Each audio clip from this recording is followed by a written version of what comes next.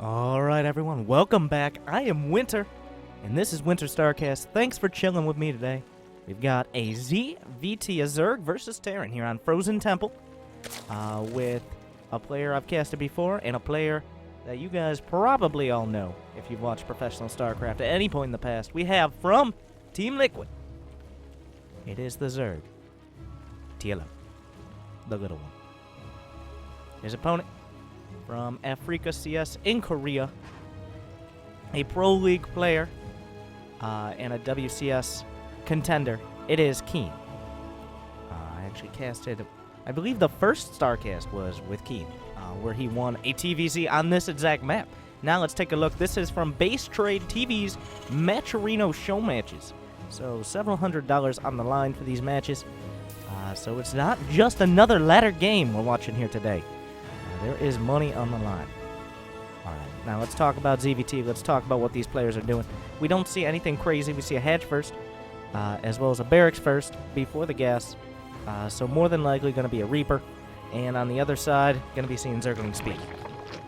Now, another important part early on is the Overlord placements. We see LiquidTLO sending out his Overlord over to this right-hand side. Now, that's not necessarily going towards the enemy base. This is to scout for any cheesy barracks, any proxy barracks, anything like that.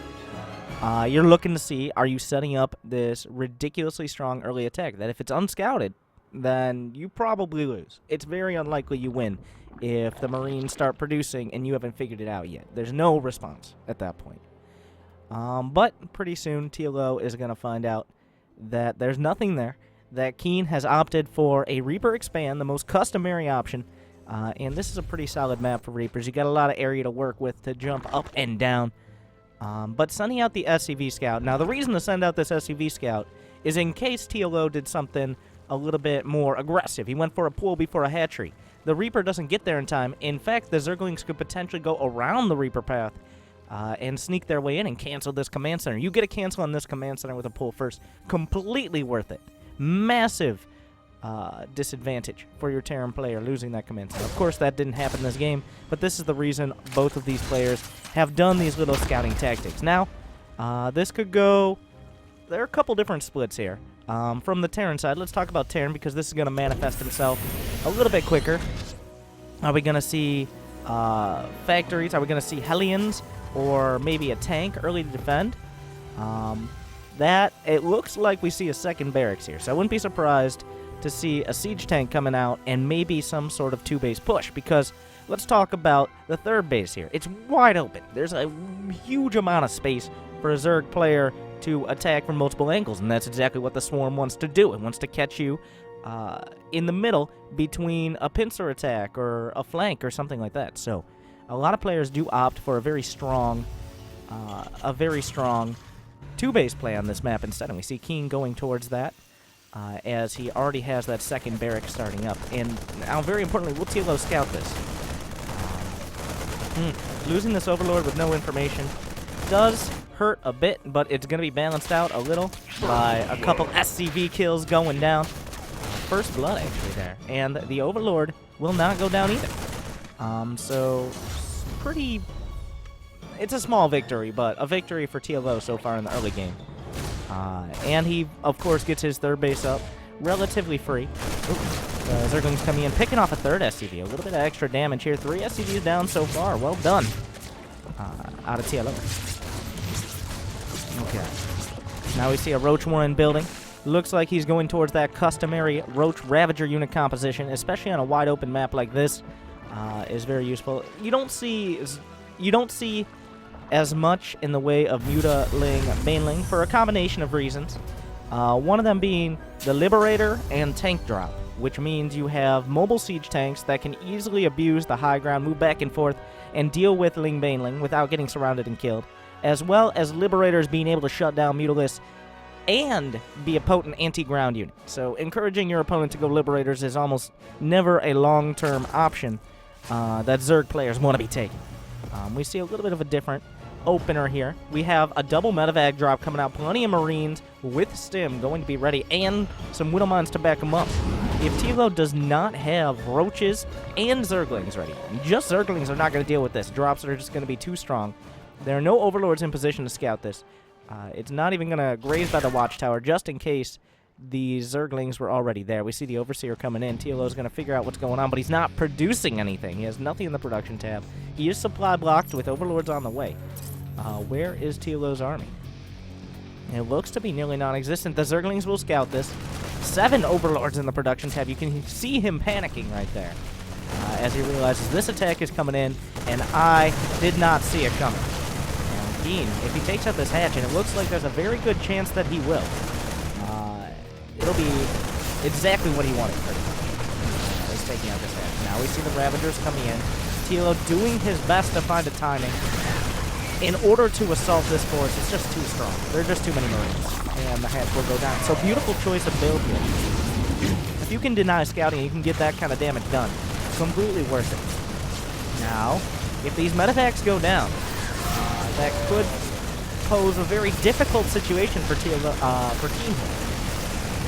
We see the Spore Crawler burrowing. It will be taken down. A Ravager shot will take out one of the Widow Mines. You don't even need detection. You can just fire on the Widow Mines and the shots will still connect. And we see finally enough Roach Ravager coming together here from TLO in order to push this back. But a very strong attack so far. He has taken out the third base. He's taken out some drones and a lot of Overlords as well. And let's just go ahead and look at the units lost. You see, obviously, TLO has lost a lot more. And he doesn't have a third base on the way. So this is becoming an almost all-in situation here for TLO. And there's no way to kill these. There's no way to kill these medevacs, even though these corrosive biles are getting pretty close. A scan seeing that TLO not coming back to defend, instead going forward to attack. Keen does not have a third base landed yet, but he does have it completed. So TLO, while he is ahead in army supplies, he's ahead overall in standing unit composition. In this game, I would say the longer it goes on, the better off Keen is. He's got his 1-1 on the way. TLO has already finished that +1 attack, but we're looking at the worker counts right now. We actually see a lead for our Terran player, and that's something, as a Zerg, you never want to be happening. Good shots fired. Keen will step out of the way. Those corrosive biles, of course, could one-shot these Marines. So you got to get out of there before that happens. Now, as time goes on, Keen has bought the space to increase his infrastructure. He's killed the third base, which means that TLO does not have the production to outright overwhelm him. He didn't have to continually produce units. Instead, he could spend some time getting additional barracks, getting his upgrades online, and oh no! Caught sleeping here for a split second. Down goes a medevac.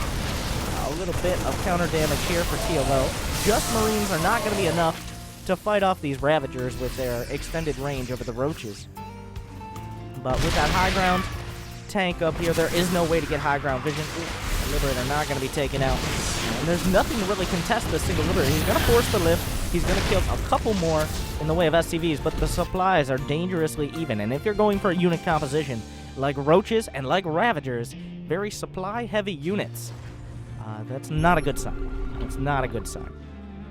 So right now, TLO trying to find some damage, doing his best to minimize the counterattacks here. As we see, the Queen's coming up, buying some time, keeping those drones mining, and they will not go down. The Liberator will be forced to retreat, but a drop is coming in at the third. Keen hitting 2 places at once. And, of course, TLO did not expand here in the first place. It's just a vulnerable location. You can actually hit with the tanks from the low ground, and I wouldn't be surprised to see that in the near future. A tank drop coming in and slamming the point home from that low ground area. It's going to be incredibly difficult. TLO, the best defense right now, really is a good offense. There is no way that he's going to be able to defend a direct, as we see Keen moving out with those tanks. He's not going to be able to defend a direct attack from this angle. It's just not going to happen. So TLO knows he has to attack. He has to stay aggressive. He has to make use of these upgrades while he still can.